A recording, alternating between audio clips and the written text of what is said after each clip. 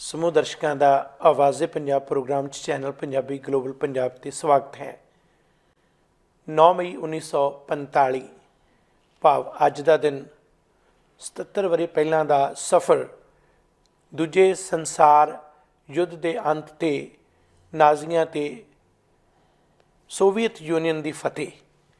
ਇਹ ਦਿਨ ਨੂੰ ਇੱਕ ਫਤਿਹ ਦਿਹਾੜੇ ਵਜੋਂ ਮਨਾਇਆ ਜਾਂਦਾ ਹੈ, ਪਰ ਇਹ ਵਿਸ਼ਾ ਬੜਾ ਵੱਡਾ ਹੈ ਕਿਉਂਕਿ ਕਿਵੇਂ ਕਿਵੇਂ ਪਹਿਲੇ ਅਤੇ ਦੂਜੇ ਵਿਸ਼ਵ ਯੁੱਧ ਹੋਏ, ਕਿਸ ਤਰ੍ਹਾਂ ਦੁਨੀਆ ਦਾ ਘਾਣ ਹੋਇਆ, ਕਿਵੇਂ ਇਹਨਾਂ ਸੰਸਾਰ ਜੰਗਾਂ ਦੇ ਵਿੱਚ ਆਮ ਮਨੁੱਖਾਂ ਦੀ ਜੋ ਜਾਨੀ ਮਾਲੀ ਨੁਕਸਾਨ ਹੋਇਆ, ਲੱਖਾਂ ਦੀ ਤਾਦਾਦ ਦੇ ਵਿੱਚ ਜਾਨਾਂ ਗਈਆਂ। ਇਹ ਸਾਰਾ ਕੁਝ ਸਾਡੇ ਲਈ ਬਹੁਤ ਵੱਡਾ ਸਬਕ ਹੈ। ਪਰ ਅੱਜ ਜਦੋਂ ਇਹ ਵਰ੍ਹੇਗੰਢ ਹੈ, ਅੱਜ ਸੰਸਾਰ ਕਿਸ ਮੋੜ 'ਤੇ ਖੜ੍ਹਾ ਹੈ। ਅੱਜ ਸੋਵੀਅਤ ਯੂਨੀਅਨ ਬੇਸ਼ੱਕ ਟੁੱਟ ਚੁੱਕਿਆ ਹੈ ਅਤੇ ਇੱਕ ਰੂਸ ਦੇਸ਼ ਵਜੋਂ ਸਥਾਪਿਤ ਹੈ, ਅਤੇ ਰੂਸ ਦੇ ਮੁਖੀ ਵਲਾਦੀਮੀਰ ਪੁਤਿਨ ਜਿਹੜੇ ਕਿ ਵਿਚਾਰ ਦੇ ਰਹੇ ਨੇ ਕਿ ਜਿਵੇਂ ਨਾਜ਼ੀਆਂ 'ਤੇ ਸਾਡੀ ਫਤਿਹ ਦਿਵਸ ਅੱਜ ਦੇ ਦਿਨ ਇਹ ਫਤਿਹ ਹੋਈ, ਅਸੀਂ ਇਸੇ ਤਰ੍ਹਾਂ ਯੂਕਰੇਨ 'ਤੇ ਫਤਿਹ ਹਾਸਲ ਕਰ ਰਹੇ ਹਾਂ। ਭਾਵ ਇੱਕ ਤੁਲਨਾ ਜਿਹੜੀ ਹੈ ਇਸ ਕਿਸਮ ਦੀ ਦਿੱਤੀ ਜਾ ਰਹੀ ਹੈ, ਜਿਹੜੀ ਕਿ ਰੂਸ ਦੇ ਮੁਖੀ ਵੱਲੋਂ ਇੱਕ ਛੋਟੇ ਜਿਹੇ ਮੁਲਕ ਯੂਕਰੇਨ 'ਤੇ ਲਗਾਤਾਰ ਹੋ ਰਹੇ ਹਮਲੇ, ਜਿਨ੍ਹਾਂ 'ਚ ਬੀਤੇ ਦਿਨ ਇੱਕ ਸਕੂਲ 'ਤੇ ਬੰਬਾਰੀ ਕਰਕੇ 60 ਤੋਂ ਵੱਧ ਬੇਗੁਨਾਹ ਜਿਹੜੇ ਆ ਮਾਰੇ ਗਏ, ਹੋਰ ਪਤਾ ਨਹੀਂ ਕਿੰਨੀਆਂ ਕੁ ਜਾਨੀ ਨੁਕਸਾਨ ਅਤੇ ਹੋਰ ਨੁਕਸਾਨ ਹੋਏ। ਇਹ ਸਾਰੀਆਂ ਘਟਨਾਵਾਂ ਨੂੰ ਦੇਖਦਿਆਂ ਸਾਡੇ ਪ੍ਰਧਾਨ ਮੰਤਰੀ ਜਸਟਿਨ ਟਰੂਡੋ ਉਹ ਵੀ ਮਦਰਸ ਡੇ ਦੇ ਮੌਕੇ 'ਤੇ ਉੱਥੇ ਗਏ। ਈਵਨ ਅਮਰੀਕਾ ਦੇ ਰਾਸ਼ਟਰਪਤੀ ਦੀ ਪਤਨੀ ਉਹਨਾਂ ਨੇ ਵਿਜ਼ਿਟ ਵੀ ਕੀਤਾ।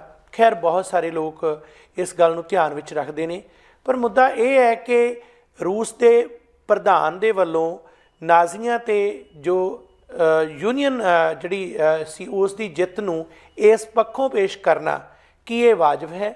ਕੀ ਇਸ ਸਮੇਂ ਇਹੋ ਜਿਹੀ ਘਟਨਾਕ੍ਰਮ ਨੂੰ ਲੈ ਕੇ ਤੀਜੇ ਸੰਸਾਰ ਜੰਗ ਵਾਲੇ ਹਾਲਾਤ ਨਹੀਂ ਪੈਦਾ ਹੋ ਰਹੇ? ਕਿ ਜਿਹੜੀ ਇਹ ਪਹੁੰਚ ਹੈ ਇਸ ਵੇਲੇ, ਇਸ ਦੇ ਬਾਰੇ ਦੁਨੀਆ ਜਿਹੜੀ ਹੈ ਪੂਰੀ ਤਰ੍ਹਾਂ ਇਕਮੁੱਠ ਹੈ ਕਿ ਜਿਵੇਂ ਅੱਜ ਯੂਕਰੇਨ ਦੇ ਮਾਮਲੇ 'ਚ ਦੇਸ਼ ਉੱਠ ਰਹੇ ਨੇ, ਜਦੋਂ ਹੋਰਨਾਂ ਦੇਸ਼ਾਂ 'ਤੇ ਇਹੋ ਜਿਹੇ ਹਾਲਾਤ ਬਣਦੇ ਨੇ, ਕਿ ਇਹ ਕੌਮਾਂਤਰੀ ਪੱਧਰ 'ਤੇ ਉਦੋਂ ਵੀ ਉਹੀ ਆਵਾਜ਼ ਉੱਠਦੀ ਹੈ ਜਾਂ ਇਹ ਦੇਖਿਆ ਜਾਂਦਾ ਹੈ ਕਿ ਕਦੋਂ ਆਵਾਜ਼ ਉਠਾਉਣੀ ਹੈ, ਕਦੋਂ ਨਹੀਂ? ਸੋ ਅੱਜ ਇਸ ਵਿਸ਼ੇ 'ਤੇ ਗੱਲਬਾਤ ਕਰਾਂਗੇ, ਜਿੱਥੇ ਅਸੀਂ ਲੱਖਾਂ ਜਿਹੜੇ ਦੂਜੇ ਵਿਸ਼ਵ ਯੁੱਧ 'ਚ ਮਾਰੇ ਗਏ ਲੋਕਾਂ ਨੂੰ ਸ਼ਰਧਾਂਜਲੀ ਭੇਟ ਕਰਦੇ ਹਾਂ। ਯੂਕਰੇਨ 'ਚ ਹੋ ਰਹੀ ਤਬਾਹੀ ਦੇ ਬੇਗੁਨਾਹ ਜਿਹੜੇ ਜਾਨੀ ਨੁਕਸਾਨ ਹੋ ਰਿਹਾ, ਉਸ ਲਈ ਉਹਨਾਂ ਨੂੰ ਯਾਦ ਕਰਦੇ ਹਾਂ। ਉੱਥੇ ਅੱਜ ਦੇ ਹਾਲਾਤ ਬਾਰੇ ਗੱਲਬਾਤ ਕਰਾਂਗੇ। ਸਾਡੇ ਨਾਲ ਗੱਲਬਾਤ ਕਰਨ ਲਈ ਮਹਿਮਾਨ ਨੇ ਗੁਰਪ੍ਰੀਤ ਸਿੰਘ ਜੀ। ਜੀ ਆਇਆਂ ਨੂੰ, ਸਵਾਗਤ ਹੈ ਗੁਰਪ੍ਰੀਤ ਸਿੰਘ ਜੀ। ਬਹੁਤ ਸ਼ੁਕਰੀਆ ਗੁਰਿੰਦਰ ਸਿੰਘ ਜੀ, ਮੰਚ ਮੁਹੱਈਆ ਕਰਨ ਲਈ ਧੰਨਵਾਦ। ਸ਼ੁਕਰੀਆ ਜੀ। ਅੱਜ ਇਤਿਹਾਸਕ ਦਿਨ ਹੈ। ਅੱਜ 9 ਮਈ 1945 ਨੂੰ ਜਿਹੜਾ ਨਾਜ਼ੀਆਂ 'ਤੇ ਉਹਨਾਂ ਦਾ ਹਸ਼ਰ ਜੋ ਹੋਇਆ, ਅੰਤ ਹੋਇਆ, ਉਸ ਨੂੰ ਯਾਦ ਕੀਤਾ ਜਾਂਦਾ ਹੈ। ਪਰ ਨਾਲ ਹੀ ਅੱਜ ਸੰਸਾਰ ਇੱਕ ਹੋਰ ਮੋੜ 'ਤੇ ਖੜ੍ਹਾ, ਜਿੱਥੇ ਯੂਕਰੇਨ 'ਤੇ ਰੂਸ ਹਮਲੇ ਲਗਾਤਾਰ ਕਰ ਰਿਹਾ ਹੈ ਅਤੇ ਦੋ ਹਿੱਸਿਆਂ ਦੇ ਵਿੱਚ ਦੁਨੀਆ ਇਸ ਵੇਲੇ ਵੰਡੀ ਹੋਈ ਹੈ। ਇਹ ਸਾਰੇ ਪ੍ਰਸੰਗ 'ਚ ਕੀ ਕਹਿਣਾ ਚਾਹੋਗੇ? ਦੇਖੋ, ਦੋਨਾਂ ਗੱਲਾਂ ਦੀ ਆਪਸ ਵਿੱਚ ਤੁਲਨਾ ਬਿਲਕੁਲ ਨਹੀਂ ਹੋ ਸਕਦੀ। ਜਿਵੇਂ ਤੁਸੀਂ ਇੰਟਰੋਡਕਸ਼ਨ 'ਚ ਵੀ ਕਿਹਾ, ਜੋ 9 ਮਈ ਨੂੰ 1945 ਵਿੱਚ ਹੋਇਆ, ਉਹ ਤਾਂ ਨਾਜ਼ੀਆਂ ਉੱਤੇ ਸੋਵੀਅਤ ਯੂਨੀਅਨ ਦੀ ਜਿੱਤ ਸੀਗੀ, ਔਰ ਉਹ ਜਿੱਤ ਇਸ ਕਰਕੇ ਇਤਿਹਾਸਿਕ ਅਤੇ ਮਹੱਤਵਪੂਰਨ ਸੀ ਕਿਉਂਕਿ ਨਾਜ਼ੀਆਂ ਨੇ ਬਹੁਤ ਅੰਤਾਂ ਦੇ ਜ਼ੁਲਮ ਕੀਤੇ ਸੀਗੇ। ਯਹੂਦੀਆਂ 'ਤੇ ਜ਼ੁਲਮ ਕੀਤੇ, ਟ੍ਰੇਡ ਯੂਨੀਅਨਿਸਟਾਂ 'ਤੇ ਕੀਤੇ, ਕਈ ਤਰ੍ਹਾਂ ਦੇ ਜ਼ੁਲਮ ਕੀਤੇ ਉਹਨਾਂ ਨੇ। ਅੱਜ ਜਰਮਨੀ ਵਿੱਚ ਵੀ ਉਹਨਾਂ ਦੀ ਕੋਈ ਨਿਸ਼ਾਨੀ ਨਹੀਂ ਬਚੀ ਹੋਈ, ਸਾਰੀਆਂ ਨਿਸ਼ਾਨੀਆਂ ਜਿਹੜੀਆਂ ਸਮੇਟ ਦਿੱਤੀਆਂ ਗਈਆਂ, ਤਾਂ ਜੋ ਉਹਨਾਂ ਦੇ ਕਲੰਕਿਤ ਇਤਿਹਾਸ ਨੂੰ ਲੋਕਾਂ ਸਾਹਮਣੇ ਰੱਖਣ ਦੀ ਥਾਂ 'ਤੇ ਜਿਹੜਾ ਅਸਲ ਇਤਿਹਾਸ ਹੈ ਉਸ ਤੋਂ ਜਾਣੂ ਕਰਵਾਇਆ ਜਾਵੇ ਕਿ ਕਿਸ ਤਰ੍ਹਾਂ ਉਹਨਾਂ ਨੇ ਜ਼ੁਲਮ ਕੀਤਾ। ਸੋ ਖੈਰ, ਉਹ ਜੋ ਹੋਇਆ ਸੋ ਹੋਇਆ, ਬਹੁਤ ਵੱਡੀ ਡਿਵੈਲਪਮੈਂਟ ਸੀ ਵਾਲੀ। ਅੱਜ ਪੁਤਿਨ ਜਿਹੜਾ ਇਹ ਕਹਿ ਰਿਹਾ ਉਸ ਲੜਾਈ ਨਾਲ ਆਪਣੀ ਲੜਾਈ ਨੂੰ ਮੇਲ ਰਿਹਾ, ਉਹਦੀ ਕੋਈ ਤੁਲਨਾ ਆਪਸ ਨਹੀਂ ਬਣਦੀ। ਉਹਦੇ ਦੋ ਬੁਨਿਆਦੀ ਕਾਰਨ ਨੇ। ਇੱਕ ਤਾਂ ਪੁਤਿਨ ਉਸ ਧਾਰਾ ਦਾ ਆਗੂ ਨਹੀਂ ਗਾ ਜਿਸ ਧਾਰਾ ਦੇ ਆਗੂ ਸੋਵੀਅਤ ਯੂਨੀਅਨ ਦੀ ਉਸ ਵੇਲੇ ਅਗਵਾਈ ਕਰ ਰਹੇ ਸੀਗੇ। ਭਾਵ ਸਮਾਜਵਾਦੀ ਜਾਂ ਕਮਿਊਨਿਸਟ ਵਿਚਾਰਾਂ ਵਾਲਾ ਨਹੀਂ ਗਾ, ਇਹ ਸੱਜੇ ਪੱਖੀ ਰੁਚੀਆਂ ਵਾਲਾ ਇੱਕ ਆਗੂ ਆ, ਖੁਦ ਫਾਸਿਸਟ ਕਿਸਮ ਦਾ ਆਗੂ ਆ। ਨਰਿੰਦਰ ਮੋਦੀ ਦਾ ਹੀ ਸਮਝ ਲਓ ਇੱਕ ਤਰੀਕੇ ਦਾ ਪਰਛਾਵਾਂ ਹੀ ਹੈ। ਇਸ 'ਚ ਕੋਈ ਦੋ ਰਾਵਾਂ ਨਹੀਂ ਕਿਸੇ ਨੂੰ ਹੋਣੀ ਚਾਹੀਦੀ, ਸ਼ੱਕ ਨਹੀਂ ਹੋ ਸਕਦਾ। ਦੇਖੋ, ਜਿਹੜੀ ਹਿਲਰੀ ਕਲਿੰਟਨ ਜਦੋਂ ਚੋਣ ਹਾਰਦੀ ਅਮਰੀਕਾ ਦੇ ਵਿੱਚ, ਉਸਨੇ ਆਪਣੀ ਕਿਤਾਬ ਲਿਖੀ, ਉਸ ਵਿੱਚ ਕੁਝ ਨੁਕਤੇ ਉਸਨੇ ਹਾਈਲਾਈਟ ਕੀਤੇ। ਇੱਕ ਨੁਕਤਾ ਇਹ ਵੀ ਸੀਗਾ ਕਿ ਜਿਹੜੇ ਵਾਈਟ ਸੁਪਰਾਮਿਸਟ ਨੇ, ਜਿਹੜੇ ਅਮਰੀਕਾ ਵਿੱਚ ਜਿਹੜੇ ਹਿਲਰੀ ਕਲਿੰਟਨ ਦੇ ਖਿਲਾਫ ਸੀਗੇ, ਜਿਹੜੇ ਅੱਜ ਕੋਵਿਡ-19 ਦੀ ਟੀਕਾਕਰਨ ਮੁਹਿੰਮ ਦੇ ਵੀ ਖਿਲਾਫ ਨੇ, ਜਿਹੜੇ ਔਰਤਾਂ ਦੇ ਗਰਭਪਾਤ ਦੇ ਹੱਕ ਦੇ ਵੀ ਖਿਲਾਫ ਨੇ, ਇਹਨਾਂ ਲੋਕਾਂ ਲਈ ਪੁਤਿਨ ਇੱਕ ਮਾਡਲ ਸੀ, ਆਦਰਸ਼ ਸੀ। ਉਸ ਦੀ ਤਸਵੀਰਾਂ ਉਹਨਾਂ ਨੇ ਘੁਮਾਈਆਂ ਸਾਰੇ ਪਾਸੇ ਕਿ ਦੇਖੋ ਘੋੜੇ 'ਤੇ ਚੜ੍ਹਿਆ ਹੋਇਆ, ਕਿੱਡਾ ਬਹਾਦਰ ਅਤੇ ਜਾਂਬਾਜ਼ ਇਨਸਾਨ ਹੈ। ਚਰਚਾ ਨੂੰ ਖੁਸ਼ ਕਰਨ ਦੀ ਖਾਤਰ ਸਮਲਿੰਗੀਆਂ ਦੇ ਹੱਕਾਂ ਦੇ ਛਾਪੇ ਉਸਨੇ ਮਾਸਕੋ 'ਚ ਮਾਰੇ, ਰੂਸ 'ਚ ਮਾਰੇ। ਉਸ ਦੀ ਵਡਿਆਈ ਉਹ ਕਰਦੇ ਨੇ ਲੋਕ। ਉਸ ਤੋਂ ਬਾਅਦ ਕਿਸੇ ਨੂੰ ਭੁਲੇਖਾ ਰਹਿਣਾ ਨਹੀਂ ਚਾਹੀਦਾ ਕਿ ਉਹ ਕਿਸ ਕਿਸਮ ਦਾ ਸ਼ਖਸ ਹੈ। ਸੋ ਕਿਸ ਬੇਸਿਸ 'ਤੇ ਉਹ ਕਹਿ ਰਿਹਾ ਕਿ ਵੀ ਅਸੀਂ ਨਾਜ਼ੀਆਂ 'ਤੇ ਜਿੱਦਾਂ ਸਬਕ ਸਿਖਾਇਆ ਸੀਗਾ, ਉਸ ਤਰ੍ਹਾਂ ਅਸੀਂ ਹੁਣ ਕਰਾਂਗੇ। ਯੂਕਰੇਨ ਦੇ ਜਿਹੜੇ ਲੋਕ ਨੇ ਜਿਹੜੇ ਇਹਨਾਂ ਹਮਲੇ 'ਚ ਮਰ ਰਹੇ ਨੇ ਉਹਨਾਂ ਦੀ ਤੁਲਨਾ ਨਾਜ਼ੀਆਂ ਨਾਲ ਨਹੀਂ ਕੀਤੀ ਜਾ ਸਕਦੀ ਕਤਈ। ਦੂਜੀ ਗੱਲ ਇਹ ਕਿ ਜੇ ਵਾਕਈ ਨਾਜ਼ੀਆਂ ਦੇ ਖਿਲਾਫ ਲੜਾਈ ਲੜਨ ਦਾ ਜਜ਼ਬਾ ਪੁਤਨ 'ਚ ਹੈ ਤੇ ਪਹਿਲਾਂ ਆਪਣੇ ਅੰਦਰੋਂ ਨਾਜ਼ੀਵਾਦੀ ਰੁਚੀਆਂ ਕੱਢੇ, ਫਿਰ ਨਾਲ ਦੀ ਨਾਲ ਨਾਜ਼ੀਆਂ ਦੇ ਮਾਡਲ ਤਾਂ ਦਿੱਲੀ 'ਚ ਬੈਠੇ ਨੇ, ਉਹ ਕੋਈ ਯੂਕਰੇਨ 'ਚ ਤਾਂ ਨਹੀਂ ਬੈਠੇ ਹੋਏ। ਦੇਖੋ ਗੱਲ ਇਸ ਤਰ੍ਹਾਂ ਹੈ ਕਿ ਇਸ ਪੂਰੀ ਲੜਾਈ ਵਿੱਚ ਸਾਨੂੰ ਇਹ ਵੀ ਨਹੀਂ ਭੁੱਲਣਾ ਚਾਹੀਦਾ ਕਿ ਇਹ ਸਮੱਸਿਆ ਖੜੀ ਕਰਨ 'ਚ ਨੈਟੋ ਦੇਸ਼ਾਂ ਦਾ ਵੀ ਬਹੁਤ ਵੱਡਾ ਹੱਥ ਹੈ। ਹਾਲਾਤ ਅੱਜ ਵੀ ਗੱਲਬਾਤ ਨਹੀਂ ਸੁਲਝਾਏ ਜਾ ਸਕਦੇ। ਨੈਟੋ ਦੀ ਧਮਕੀ ਕਰਕੇ ਗੱਲ ਇੱਥੋਂ ਤੱਕ ਪਹੁੰਚੀ ਹੈ, ਇੱਥੋਂ ਤੱਕ ਵਧੀ ਹੈ, ਪਰ ਖਮਿਆਜਾ ਕੌਣ ਭੁਗਤ ਰਿਹਾ? ਯੂਕਰੇਨ ਦੀ ਆਮ ਜਨਤਾ। ਇਹ ਸਭ ਤੋਂ ਵੱਡਾ ਦੁਖਾਂਤ ਹੈ। ਸੋ ਦੋਨਾਂ ਗੱਲਾਂ ਦੇ ਵਿੱਚ ਆਪਸ 'ਚ ਕੋਈ ਸੰਪਰਕ ਨਹੀਂਗਾ, ਕੋਈ ਮੇਲ ਨਹੀਂਗਾ। ਖਾਮ-ਖਾਂ ਇੱਕ ਲੋਕਾਂ ਦੇ ਉਹਨੂੰ ਮੂੰਹ ਚੁੱਪੜਨ ਵਾਸਤੇ ਗੱਲਾਂ ਕਹੀਆਂ ਜਾ ਰਹੀਆਂ। ਔਰ ਅਫਸੋਸ ਦੀ ਗੱਲ ਕਿ ਜਿਹਨਾਂ ਦਾ ਬੌਧਿਕ ਦਿਵਾਲੀਆਪਨ ਨਿਕਲਿਆ ਹੋਇਆ, ਇਹੋ ਜਿਹੇ ਲੈਫਟਿਸਟ ਜਿਹੜੇ ਅੱਜ ਵੀ ਰੂਸ ਨੂੰ ਅਮਰੀਕਾ ਦੇ ਮੁਕਾਬਲੇ ਇੱਕ ਆਦਰਸ਼ ਮੰਨਦੇ ਆ, ਅੱਜ ਵੀ ਉਸ ਭੁਲੇਖੇ 'ਚ ਨੇ ਕਿ ਜਿਨ੍ਹਾਂ 'ਚ ਐਂਟੀ ਅਮਰੀਕਨਜ਼ਮ ਇੰਨਾ ਭਾਰੂ ਹੋ ਚੁੱਕਿਆ, ਅਮਰੀਕਾ ਵਿਰੋਧੀ ਜਜ਼ਬਾਤ ਇੰਨੇ ਭਾਰੂ ਨੇ ਕਿ ਉਹਨਾਂ ਨੂੰ ਰੂਸ ਬਹੁਤ ਆਦਰਸ਼ਕ ਦੇਸ਼ ਲੱਗ ਰਿਹਾ, ਉਹਨਾਂ ਨੂੰ ਉਸਦੇ ਕੁਕਰਮ ਨਜ਼ਰ ਨਹੀਂ ਆ ਰਹੇ, ਜਿਹੜੀ ਕਿ ਅਫਸੋਸ ਦੀ ਗੱਲ ਹੈ। ਇੱਕ ਗੱਲ ਜਿਹੜਾ ਸੰਸਾਰ ਨੂੰ ਅੱਜ ਜਿਵੇਂ ਸਮਝ ਲੈਣੀ ਚਾਹੀਦੀ ਹੈ ਉਹ ਇਹ ਹੈ ਕਿ ਨਾਜ਼ੀਵਾਦ ਦਾ ਜਿਵੇਂ ਅੰਤ ਹੋਇਆ ਜਾਂ ਉਸ ਵੇਲੇ ਜੋ ਸੋਵੀਅਤ ਯੂਨੀਅਨ ਨੇ ਉਸ 'ਤੇ ਅੱਜ ਦੇ ਦਿਨ ਫਤਿਹ ਹਾਸਲ ਕੀਤੀ, ਇਹ ਉਹਨਾਂ ਸਾਰੀਆਂ ਤਾਕਤਾਂ ਦਾ ਅੰਤ ਸੀ ਜਿਹੜੀਆਂ ਤਾਕਤਾਂ ਮਨੁੱਖਤਾ ਵਿਰੋਧੀ ਸਨ। ਚਾਹੇ ਉਹ ਤਾਕਤਾਂ ਉਸ ਵੇਲੇ ਦੇ ਜਿਹੜੇ ਯਹੂਦੀ ਲੋਕ ਸਨ ਉਹਨਾਂ ਦੇ ਖਿਲਾਫ ਜੋ ਉਹਨਾਂ ਦਾ ਜ਼ੁਲਮ ਸੀ ਉਸ ਦਾ ਅੰਤ ਸੀ, ਚਾਹੇ ਉਸ ਸਮੇਂ ਉਹ ਸਾਰੀਆਂ ਹੋਰ ਤਾਕਤਾਂ ਜਿਹੜੀਆਂ ਫਾਸ਼ੀਵਾਦੀ ਸਨ ਉਹਨਾਂ ਦਾ ਅੰਤ ਹੋਇਆ, ਜਿਹੜਾ ਕਿ ਯਾਦ ਕਰਨਾ ਚਾਹੀਦਾ ਵੀ ਹੈ ਅਤੇ ਫਤਿਹ ਠੀਕ ਹੈ, ਇਸ ਗੱਲ ਨੂੰ ਮੁਨਾਸਿਬ ਵੀ ਸਮਝਿਆ ਜਾਏ। ਪਰ ਕੀ ਉਹ ਨਾਜ਼ੀਵਾਦ ਦਾ ਸੱਚਮੁੱਚ ਅੱਜ ਅੰਤ ਹੋ ਚੁੱਕਿਆ? ਕੀ ਫਾਸ਼ੀਵਾਦ ਅੱਜ ਮੁੱਕ ਚੁੱਕਿਆ ਜਾਂ ਨਵ ਫਾਸ਼ੀਵਾਦ ਜਿਹੜਾ ਨਵੇਂ ਰੂਪ ਦੇ ਵਿੱਚ ਫੈਲਿਆ ਹੋਇਆ? ਜੇ ਉਸ ਵੇਲੇ ਜਿਸ ਨੂੰ ਅੱਜ ਅਸੀਂ 77ਵੀਂ ਵਰ੍ਹੇਗੰਢ 'ਤੇ ਯਾਦ ਕਰ ਰਹੇ ਹਾਂ, ਜੇ ਅਸੀਂ ਇਸ ਵਿਸ਼ਾਲ ਚਿੰਤਨ ਨੂੰ ਆਧਾਰ ਬਣਾ ਕੇ ਦੇਖੀਏ ਤਾਂ ਦੁਨੀਆ 'ਚ ਕਿੰਨੇ ਮੁਲਕ ਨੇ ਜਿੱਥੇ ਨਵ ਫਾਸ਼ੀਵਾਦ ਅੱਜ ਸਥਾਪਿਤ ਹੈ, ਜਿੱਥੇ ਉਹ ਸਾਰੀਆਂ ਕਦਰਾਂ ਕੀਮਤਾਂ ਉਸੇ ਤਰ੍ਹਾਂ ਹੀ ਨੇ ਬਲਕਿ ਉਸ ਤੋਂ ਵੀ ਬੱਤਰ ਹੋ ਚੁੱਕੀਆਂ ਨੇ। ਉਹਨਾਂ ਦੇ ਚਾਹੇ ਏਸ਼ੀਆ ਦੇ ਦੇਸ਼ ਦੇਖੀਏ, ਚਾਹੇ ਪੱਛਮੀ ਦੇਸ਼ ਦੇਖੀਏ, ਯੂਰਪ ਤੋਂ ਲੈ ਕੇ ਭਾਰਤ ਦੇ ਵਿੱਚ ਜੋ ਮੌਜੂਦਾ ਹਾਲਾਤ ਨੇ ਜਿਨ੍ਹਾਂ ਨੂੰ ਲੈ ਕੇ ਅੱਜ ਸੰਸਾਰ ਭਰ ਦੇ ਵਿੱਚ ਚਿੰਤਾ ਹੈ। ਸੋ ਜੇ ਅੱਜ ਅਸੀਂ ਇਹ ਦਿਨ ਮਨਾ ਰਹੇ ਹਾਂ ਬਜਾਏ ਇਸ ਦੇ ਕਿ ਇੱਕ ਉਹ ਮੁਲਕ ਜਿਸ ਮੁਲਕ ਦੀ ਜਿਹੜੀ ਰੁਚੀ ਕੋਈ ਨਾਜ਼ੀਵਾਦ ਨਹੀਂ ਹੈ ਜਾਂ ਕੋਈ ਫਾਸ਼ੀਵਾਦੀ ਪਹੁੰਚ ਨਹੀਂ ਹੈ, ਉਹ ਆਪਣੀ ਹੋਂਦ ਬਚਾਉਣ ਲਈ ਲੜ ਰਿਹਾ ਹੈ, ਉਸ ਮੁਲਕ ਦੇ ਆਮ ਲੋਕ ਉਸ ਤੋਂ ਵੀ ਅੱਗੇ ਜਿਹੜੇ ਹਾਕਮ ਨੇ, ਹੁਕਮਰਾਨ ਨੇ, ਉਦੋਂ ਅੱਗੇ ਆਮ ਲੋਕ ਜਿਨ੍ਹਾਂ ਦੀ ਕੋਈ ਰੁਚੀ ਨਹੀਂ ਨਾਜ਼ੀਵਾਦ ਦੀ, ਉਹਨਾਂ ਨੂੰ ਖਤਮ ਕਰਕੇ ਅਸੀਂ ਕਿੱਡੀ ਫਤਿਹ ਹਾਸਲ ਕਰਾਂਗੇ। ਸੋ ਜਿਹੜੀ ਫਤਿਹ ਦੀ ਗੱਲ ਅੱਜ ਚੱਲ ਰਹੀ ਹੈ, ਜੇ ਦੁਨੀਆ ਦੇ ਇਹਨਾਂ ਵੱਡੇ ਦੇਸ਼ਾਂ ਨੇ ਜਾਂ ਇਹਨਾਂ ਦੇ ਆਗੂਆਂ ਨੇ ਇਸ ਗੱਲ ਨੂੰ ਧਾਰਿਆ ਹੋਇਆ ਤਾਂ ਸੱਚ ਹੈ ਕਿ ਸਭ ਤੋਂ ਵੱਡੇ ਤਾਂ ਖਤਰਨਾਕ ਇਹ ਨੇ। ਇਹਨਾਂ ਤੋਂ ਵੱਡਾ ਖਤਰਨਾਕ ਕੌਣ ਹੈ? ਅੱਜ ਜਿਹਦੇ ਹੱਥ 'ਚ ਸੋਟੀ ਹੈ ਉਸੇ ਦੀ ਮੱਝ ਹੈ, ਜਿਸ ਦੇ ਕੋਲ ਤਾਕਤ ਹੈ ਉਹ ਉਹਨੂੰ ਵਰਤ ਰਿਹਾ ਹੈ। ਜਿਵੇਂ ਗੁਰਪ੍ਰੀਤ ਸਿੰਘ ਜੀ ਤੁਸੀਂ ਜ਼ਿਕਰ ਕੀਤਾ ਕਿ ਨਾਜ਼ੀ ਜਾਂ ਫਾਸ਼ੀਵਾਦ ਦੇ ਪ੍ਰਸੰਗ ਦੇ ਵਿੱਚ ਜਦੋਂ ਅਸੀਂ ਦੇਖਦੇ ਹਾਂ, ਅਸੀਂ ਕੁਝ ਇੱਕ ਇਸ਼ਾਰੇ ਮਾਤਰ ਗੱਲਾਂ ਕੀਤੀਆਂ, ਜੇ ਅੱਜ ਉਸ ਦੀ ਵਰ੍ਹੇਗੰਢ ਮਨਾ ਵੀ ਰਹੇ ਹਾਂ, ਇਸ ਨੂੰ ਇੱਕ ਯੂਕਰੇਨ ਦੇ ਹਮਲੇ ਤੋਂ ਪਰੇ ਕਰਕੇ ਦੇਖ ਲਈਏ, ਅੱਜ ਇਹਨਾਂ ਦੋ ਮੁਲਕਾਂ ਦੀ ਲੜਾਈ ਬਾਰੇ ਬਾਅਦ 'ਚ ਗੱਲ ਕਰਕੇ ਪਹਿਲਾਂ ਇਹ ਦੇਖੀਏ ਕਿ ਕੁੱਲ ਮਿਲਾ ਕੇ ਵਿਸ਼ਵ ਦਾ ਹੁਣ ਮਾਡਲ ਜਿਹੜਾ ਹੈ ਉਹ ਕੀ ਹੈ ਅਤੇ ਇਸ ਦਾ ਖਤਰਨਾਕ ਅੰਜਾਮ ਕੀ ਹੋ ਸਕਦਾ ਹੈ। ਦੇਖੋ ਇਸ ਟਾਈਮ ਤਾਂ ਜਿਹੜੇ ਪੁਰਾਣੇ ਸਮੀਕਰਨ ਬਦਲ ਚੁੱਕੇ ਨੇ, ਇਹਨਾਂ ਮੇਰੇ ਉਹੋ ਜਿਹੇ ਤਾਂ ਹੈ ਨਹੀਂ। ਪਹਿਲਾਂ ਤਾਂ ਜਿਹੜੇ ਲੋਕ ਇਹ ਸਮੀਕਰਨ ਉਸ ਕਿਸਮ ਦੇ ਬਣਾ ਰਹੇ ਨੇ ਉਸੇ ਨੁਕਤੇ ਤੋਂ, ਉਹੀ ਲੈਂਸ ਲਾ ਕੇ ਜਿਹੜੇ ਬੈਠੇ ਨੇ ਉਹਨਾਂ ਨੂੰ ਆਪਣੇ ਲੈਂਸ ਲਾ ਕੇ ਰੱਖਣਾ ਚਾਹੀਦਾ। ਨਵੇਂ ਸਿਰੋਂ ਸਾਰੀ ਗੱਲ ਦੇ ਉੱਤੇ ਵਿਚਾਰੋ, ਇੱਕ ਨਵੇਂ ਵਿਸ਼ਲੇਸ਼ਣ ਦੀ ਲੋੜ ਹੈ ਸਮੇਂ, ਕਿਉਂਕਿ ਸਥਿਤੀਆਂ ਬਦਲ ਚੁੱਕੀਆਂ ਬੜੀਆਂ।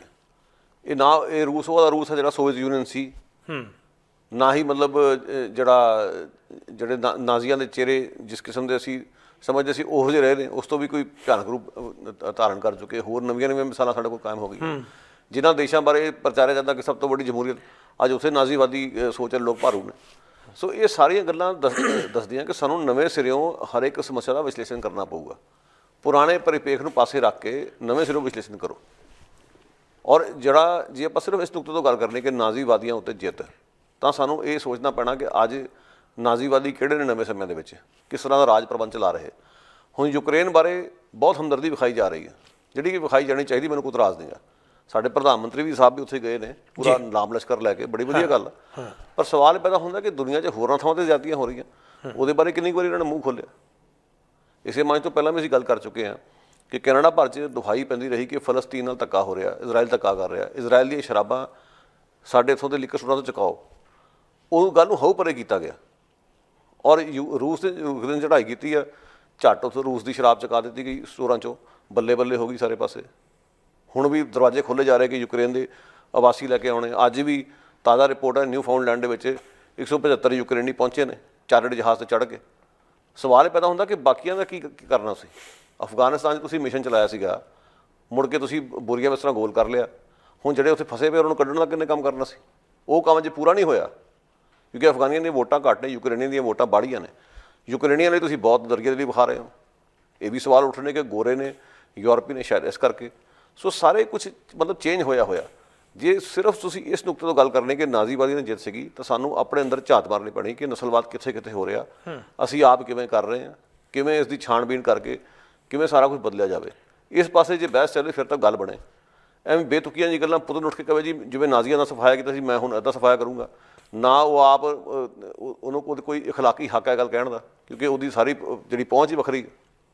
ਫਿਰ ਨਾਲ ਦੀ ਨਾਲ ਤੁਸੀਂ ਇਹ ਵੇਖੋ ਕਿ ਜਿਸ ਕਿਸਮ ਦੀ ਹਵਾ ਬਣਾਈ ਗਈ, ਆਮ ਰੂਸੀਆਂ 'ਤੇ ਵੀ ਨਜ਼ਲਾ ਕੱਢਿਆ ਜਾ ਰਿਹਾ ਇਸ ਸਮੇਂ ਇਹਨਾਂ ਦੇਸ਼ਾਂ ਦੇ ਵਿੱਚ।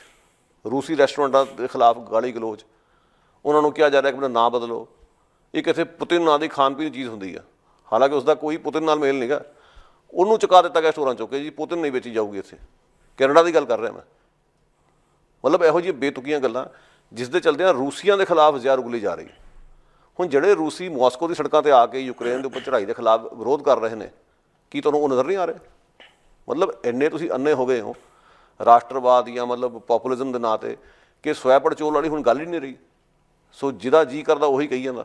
ਸੋ ਹਵਾ ਦਾ ਰੁੱਖ ਵੇਖ ਕੇ ਨਾ ਚੱਲੀਏ ਆਪਾਂ, ਥੋੜ੍ਹਾ ਜਿਹਾ ਠਰਮੇ ਨਾਲ ਸੋਚੀਏ ਕਿ ਇਤਿਹਾਸ ਨੂੰ ਕੌਣ ਕਿਹੜੀਆਂ ਤਾਕਤਾਂ ਕਿਵੇਂ ਵਰਤ ਰਹੀਆਂ ਆਪਣੇ ਹੱਕ ਵਿੱਚ, ਜਦੋਂ ਕਿ ਸੱਚਾਈ ਕੁਝ ਹੋਰ ਹੈ। ਜਿਵੇਂ ਕੁਝ ਇੱਕ ਮਿਸਾਲਾਂ ਨੇ ਕਿ ਜਦੋਂ ਕ੍ਰੋਧਿਤ ਹੋ ਕੇ ਜਾਂ ਵਿਰੋਧੀ ਸੁਰ ਦੇ ਵਿੱਚ ਕੁਝ ਇੱਕ ਲੋਕ ਕਿਸੇ ਦੇਸ਼ ਦੇ ਬਾਰੇ ਬਾਗੀ ਸੁਰ ਰੱਖਦੇ ਨੇ, ਉਸ ਦਾ ਇਹ ਪਰਛਾਵਾਂ ਹੈ ਕਿ ਕਿਸੇ ਦੀ ਬਣੀ ਵਸਤੂ ਜਿਹੜੀ ਹੈ ਉਸ ਨੂੰ ਉੱਥੋਂ ਚੱਕ ਦਿੱਤਾ ਜਾਏ। ਹਾਲਾਂਕਿ ਉਹਦੇ ਵਿੱਚ ਆਮ ਲੋਕਾਂ ਦਾ ਕੀ ਕਸੂਰ ਹੈ, ਜਾਂ ਉੱਥੇ ਪੜ੍ਹਦੇ ਵਿਦਿਆਰਥੀਆਂ ਦੇ ਹਮਲੇ ਕੀਤੇ ਜਾਣ, ਇਹ ਬਿਲਕੁਲ ਸਹੀ ਨਹੀਂ। ਇਹ ਘਟਨਾਵਾਂ ਉਵੇਂ ਆ ਜਿਵੇਂ ਕਿਤੇ ਨਾ ਕਿਤੇ ਅਸੀਂ ਭਾਰਤ ਦੇ ਵਿੱਚ ਵੀ ਦੇਖਦੇ ਰਹੇ ਹਾਂ ਕਿ ਕੁਛ ਜੇਕਰ ਜੰਮੂ ਕਸ਼ਮੀਰ 'ਚ ਹੁੰਦਾ ਹੈ ਤਾਂ ਕਸ਼ਮੀਰੀ ਮੁਸਲਿਮ ਵਿਦਿਆਰਥੀ ਹੈ, ਉਹਨਾਂ 'ਤੇ ਹਮਲੇ ਸ਼ੁਰੂ ਹੋ ਜਾਂਦੇ ਨੇ। ਦਿੱਲੀ ਦੇ ਵਿੱਚ ਕਿਸੇ ਤਰ੍ਹਾਂ ਵੀ ਉਹਨਾਂ ਦੇ ਵੱਲੋਂ ਕੀਤੇ ਵਿਰੋਧ ਦੇ ਨਜ਼ਰੀਏ 'ਤੇ ਉਹਨਾਂ ਨੂੰ ਨਿਸ਼ਾਨਾ ਬਣਾਇਆ ਜਾਂਦਾ ਯੂਨੀਵਰਸਿਟੀਆਂ 'ਚ ਵਿਦਿਆਰਥੀਆਂ ਨੂੰ। ਪਰ ਰੂਸ ਦੇ ਮਾਮਲੇ ਦੇ ਵਿੱਚ ਮੈਂ ਇੱਕ ਗੱਲ ਹੋਰ ਜਿਹੜੀ ਦੇਖੀ ਹੈ, ਉਹ ਗੱਲ ਸਾਡੇ ਸਾਰੇ ਦਰਸ਼ਕਾਂ ਦੇ ਧਿਆਨ ਗੋਚਰ ਵੀ ਆਈ ਹੋਏਗੀ ਕਿ ਜਦੋਂ ਦੋ ਪਾਲਿਆਂ ਦੇ ਵਿੱਚ ਇਸ ਵੇਲੇ ਇਹ ਵੰਡਿਆ ਹੋਇਆ, ਇਸ ਵੇਲੇ ਕੋਈ ਵੀ ਭਾਰਤ ਦੀ ਸਪਸ਼ਟ ਪਹੁੰਚ ਨਹੀਂ ਹੈ, ਤੇ ਭਾਰਤ ਦੇ ਸੱਜੇ ਪੱਖੀ ਲੋਕ ਖਾਸ ਤੌਰ 'ਤੇ ਜਿਹੜੇ ਕਿ ਇਸ ਵੇਲੇ ਤਾਕਤ ਦੇ ਵਿੱਚ ਨੇ, ਉਹਨਾਂ ਨਾਲ ਸੰਬੰਧਿਤ ਜਥੇਬੰਦੀਆਂ, ਉਹਨਾਂ ਦੇ ਨੁਮਾਇੰਦੇ ਕਈ ਤਰ੍ਹਾਂ ਦੇ ਮੁਜ਼ਾਹਰੇ ਕੱਢ ਰਹੇ ਨੇ, ਉਹਨਾਂ ਦੇ ਵਿੱਚ ਰੂਸ ਦੀ ਹਮਾਇਤ ਕਰ ਰਹੇ ਨੇ। ਅਸਾਂ ਪੁਤਿਨ ਦੀ ਜਿੱਤ ਦੇ ਬਾਰੇ ਉਹਨਾਂ ਦੇ ਵੱਲੋਂ ਦਾਅਵੇ ਕੀਤੇ ਜਾ ਰਹੇ ਨੇ। ਪੁਤਿਨ ਤੁਮ ਸੰਘਰਸ਼ ਕਰੋ ਹਮ ਤੁਮਾਰੇ ਸਾਥ ਹੈ। ਉਹ ਪਤਾ ਨਹੀਂ ਕਿਹੜਾ ਸੰਘਰਸ਼ ਕਰ ਰਿਹਾ, ਤੁਸੀਂ ਕਿਹਦੇ ਸਾਥ ਹੋ।